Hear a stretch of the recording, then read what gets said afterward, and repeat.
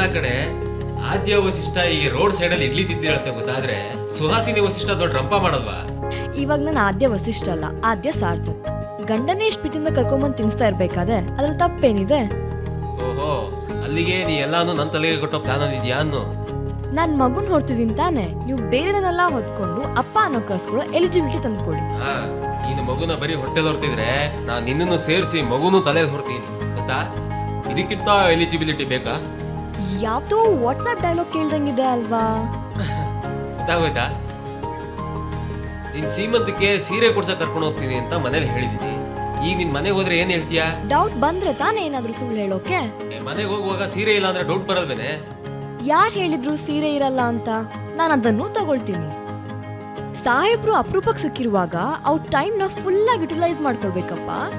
ಅಪ್ಪ ದೇವ್ರೆ, ಇವತ್ ನನ್ನನ್ನ ನೀನೇ ಕಾಪಾಡ್ಬೇಕು.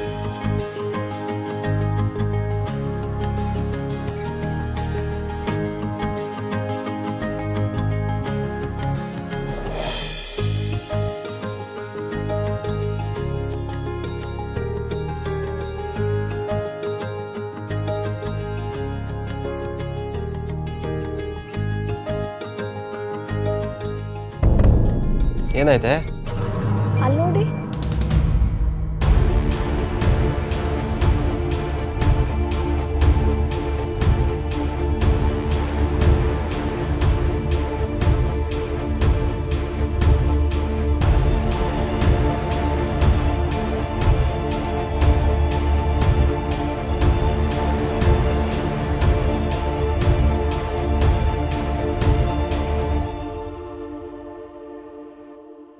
ಅಣ್ಣ, ದೇವರು ಪರ್ಚೇಸಿಂಗ್ ಅಲ್ಲಿ ಬಿಸಿ ಇದಾರೆ, ಎಲ್ಲೋಗ್ತಾರೆ? ಬಾ, ಬರ್ತಾರೆ. ಫಸ್ಟ್ ನಾವು ಸೀರೆ ನೋಡೋಣ.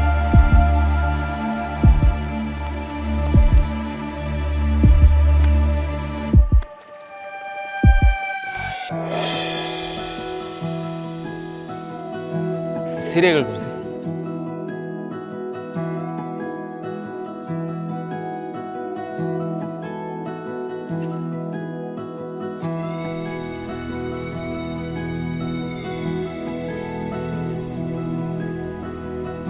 ಅಲ್ಲ, ಅಣ್ಣ ಇಲ್ಲೇನು ಮಾಡ್ತಿದ್ದಾನೆ ಅಂತ. ನಾನು ಪ್ರೆಗ್ನೆಂಟ್ ಅಂತ ಗೊತ್ತಾದ್ಮೇಲೆ ನನ್ನನ್ನು ಒಂದ್ಸತಿ ನೋಡೋಕೆ ಬಂದೇ ಹೊರತು ಬ್ಯುಸಿ ಇದ್ದೀನಿ ಬರ್ತೀನಿ ಅಂತ ಕತೆನೇ ಹೊಡಿತಿದ್ದ. ಇವಾಗ ಈ ಶೋರೂಮಲ್ಲಿ ಯಾರಿಗೆ ಬಟ್ಟೆ ಪರ್ಚೇಸ್ ಮಾಡ್ತಾ ಇದ್ದಾನೆ? ಯಾಕೆ ಹಾಗನ್ಕೋತೀಯಾ? ಅವ್ರಿಗೆ ಬಟ್ಟೆ ತೊಗೊಳಕ್ ಬಂದಿರ್ಬೋದಲ್ವಾ? ಇಲ್ಲ ಸಾರ್ಥಕ್, ಅಣ್ಣಂಗೆ ಅವ್ರ ಪರ್ಸನಲ್ ಡಿಸೈನರ್ ಇದ್ದಾರೆ, ಅವರೇ ಅವ್ನ ಬಟ್ಟೆಗಳನ್ನೆಲ್ಲ ನೋಡ್ಕೊಳ್ತಾರೆ. ಆಯಿತು, ಬೇರೆಯವ್ರಿಗೆ ಬಟ್ಟೆ ತೊಗೊಳಕ್ ಬಂದಿದ್ದಾನೆ ಅಂತ ಇಟ್ಕೋ. ಏನು ಪ್ರಾಬ್ಲಮ್ ಇವಾಗ? ಈ ರೂಪ್ ಸಂಗಮ್ ಶೋರೂಮು ಸೀರೆಗೆ ಫೇಮಸ್ಸು. ಇಲ್ಲಿ ಯಾರಿಗೆ ಸೀರೆ ತಗೊಳಕ್ ಬಂದಿದ್ದಾನೆ?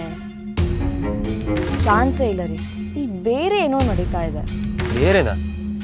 ಏನು ಹೇಳ್ತಿದ್ಯಾ ಅದ್ಯಾ? ಪ್ರೆಗ್ನೆನ್ಸಿ ಟೈಮಲ್ಲಿ ಹೆಂಗಸರು ತಲೆ ಹತ್ಮಟ್ಟು ಶಾರ್ಪಾಗಿ ಕೆಲಸ ಮಾಡತ್ತೆ ಅಂತ ಹೇಳ್ತಾರೆ. ಅದೇ ಥರ ನನ್ನ ಬ್ರೈನ್ ಬೇರೆ ಏನೋ ನಡೀತಾ ಇದೆ ಅಂತ ಹೇಳ್ತಾ ಇದೆ. ಏನೋಪ್ಪ, ಇದೆಲ್ಲ ಅರ್ಥನೇ ಆಗಲ್ಲ. ಚಿಕ್ಕತ್ತೆ, ಅರೆ ಆದ್ಯ, ಸಾರ್ಥಕ, ಬರ್ತೀನಿರಮ್ಮ.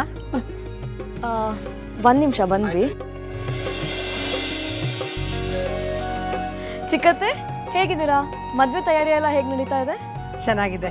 ನಾಳೆನೇ ಚಪ್ರದ ಪೂಜೆ ಅಲ್ವಾ, ಇವಳಿಗೆ ಮುಹೂರ್ತದ ಸೀರೆ ತೊಗೊಂಡು ಹೋಗೋಣ ಅಂತ ಬಂದ್ವಿ. ನೀನು ಹೇಗಿದ್ಯಮ್ಮ? ಪರವಾಗಿಲ್ಲ ಚಿಕ್ಕತ್ತೆ, ಮಾರ್ನಿಂಗ್ ಸಿಕ್ನೆಸ್ ಸ್ವಲ್ಪ ಕಮ್ಮಿ ಆಗಿದೆ. ಆರ್ತಿ, ನೀನು ಹೇಗಿದ್ಯಾ? ಆರಾಮಾಗಿದ್ಯಾ ತಾನೇ? ಮದುವೆಲಿ ಕಣ್ ಪಳಪಳ ಅಂತ ಹೊಳಿತಾ ಇರಬೇಕು, ನಿದ್ದೆಗಡಕ್ಕೆ ಹೋಗ್ಬೇಡ. ಅದನ್ನೇನು ಕೇಳ್ತೀಯಮ್ಮ, ಎಲ್ಲ ಕೆಲಸನೂ ಹೆಣ್ಮಕ್ಳ ಮೇಲೆ ಬಿದ್ದಿದೆ. ಅಯ್ಯೋ ಯಾಕತ್ತೆ? ಇನ್ನೇನಮ್ಮ, ಮಗ ಅಂತ ಇರೋ ನೀನೊಬ್ಬ, ಇವನೇ ಬಂದು ಮುಂದೆ ನಿಂತು ಓಡಾಡಬೇಕು. ಅದನ್ನ ಬಿಟ್ಟು ಯಾವಾಗಲೂ ಕೆಲಸ ಕೆಲಸ ಅಂತ ಡ್ಯೂಟಿನಲ್ಲಿ ಬ್ಯುಸಿಯಾಗಿರ್ತಾನೆ. ಇನ್ನು ಇವರು ಕೆಲ್ಸಕ್ಕೆ ಹೋದ್ರೆ ಕೈಗೆ ಸಿಗಲ್ಲ. ಕರೆಕ್ಟಾಗಿ ಹೇಳಿದ್ರಿ ಚಿಕ್ಕತ್ತೆ, ಕರ್ಕೊಂಡೋಗಿ ಇವ್ರನ್ನ. ನನ್ನ ಜೊತೆನೂ ಟೈಮ್ ಸ್ಪೆಂಡ್ ಮಾಡಲ್ಲ ಅಂತಾರೆ. 3 ಹೊತ್ತು ಕೆಲಸ ಕೆಲಸ. ಅಟ್ಲೀಸ್ಟ್ ತಂಗಿ ಮದ್ವೆಲಾದ್ರೂ ಚೆನ್ನಾಗಿ ಓಡಾಡ್ಲಿ. ತೀರ್ಥ ಶಂಕದಿಂದಾನೇ ಬಂದಾಯ್ತು. ಈಗೇನಪ್ಪ ಹೇಳ್ತೀಯ ಮಗನೇ? ಸಾರಿ ಚಿಕ್ಕಮ್ಮ.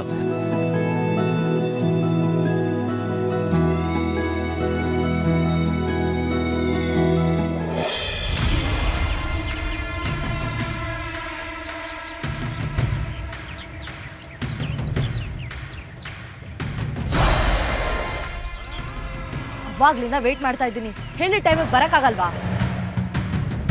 ಅದೇನೋ ವೇದಾಂತ್ ನಿಮ್ಮ ಹಳೆ ಮನೆ ಹತ್ರ ಬಂದಿದ್ದ ಅಂತ ಹೇಳಿದ್ರಲ್ಲ, ಅವನಿಗೇನಾದ್ರೂ ಗೊತ್ತಾಯ್ತಾ? ಸಮಾಧಾನ, ಕೂಲ್.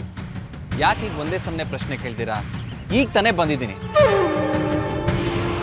ಹೇಗಿದ್ದೀರಾ ಅಂತಲೂ ಕೇಳ್ದೆ, ಎನ್ಕ್ವೈರಿ ಮಾಡ್ತಿರಲ್ಲ. ಬನ್ರಿ ಕುತ್ಕೊಂಡು ಮಾತಾಡೋಣ. ಅಷ್ಟೊಂದು ಪೇಷನ್ಸ್ ನನಗಿಲ್ಲ. ನಿಮ್ಮ ಮದುವೆ ಡೇಟ್ ಹತ್ರ ಬರ್ತಾ ಇದೆ. ಆರ್ತಿ ಮನೇಲೂ ಎಲ್ಲ ಶಾಸ್ತ್ರಗಳು ಶುರು ಆಗೋದ್ರಲ್ಲಿದೆ. ಈ ಕ್ಯಾಪಲ್ಲಿ ಆ ವೇದಾಂತ್ ನಿಮ್ಮ ಹಿಂದೆ ಬಿದ್ದಿದ್ದಾನೆ ಅಂದ್ರೆ ನೀವು ಸೀರಿಯಸ್ ಆಗಿ ಯೋಚನೆ ಮಾಡ್ಬೇಕಲ್ವಾ? ಹೌದು, ಹಿಂದೆ ಬಿದ್ದಿದ್ದಾನೆ. So what? ವೇದಾಂತ್ ಹತ್ರ ಸಿಗಾಕೊಳ್ಳೋಕ್ಕೆ ನಾನೇನು ತಪ್ಪು ಮಾಡಿಲ್ಲ. ಎಲ್ಲರೂ ಮನಸ್ಸಲ್ಲೂ ಈ ಗೌತಮ್ ಒಳ್ಳೆಯವನು ಅಂತಾನೆ ಫಿಕ್ಸ್ ಆಗಿದ್ದಾನೆ. ನೀವು ಸುಮ್ಮನೆ ಟೆನ್ಷನ್ ಮಾಡ್ಕೊತಾ ಇದ್ದೀರಾ ಅಷ್ಟೇ. ನೀವ್ಯಾಕೋ ತುಂಬಾ ಓವರ್ ಕಾನ್ಫಿಡೆಂಟ್ ಆಗ್ತಾ ಇದ್ದೀರಾ ಅಂತ ಅನಿಸ್ತಾ ಇದೆ ಗೌತಮ್. ಹಾಗೆ ಅನ್ಕೊಳ್ಳಿ, ಅದೇ ನಿಜ. ಹಾಗಂತ ನೀವೇನಾದ್ರು ಮಾಡೋಕ್ಕಾಗತ್ತಾ?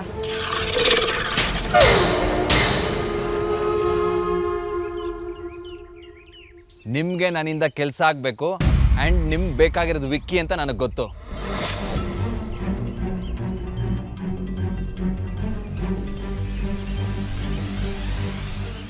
ಆರ್ತಿ ಮೇಲಿರೋ ಕನ್ಸನ್ಗೋಸ್ಕರ ನೀವಿದೆಲ್ಲ ಮಾಡ್ತಿಲ್ಲ ಅನ್ನೋದು ನನಗೆ ಗೊತ್ತು.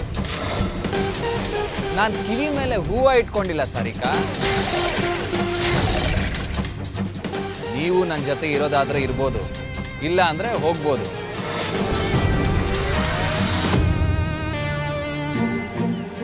ಸಾರಿಕಾ, ಇವನು ನೀನು ಅಂದ್ಕೊಂಡಿದ್ದಕ್ಕಿಂತ ಖತರ್ನಾಕ್ ಇದ್ದಾನೆ. ಇದು ನೀನೇ ಹುಷಾರಾಗಿರ್ಬೇಕು.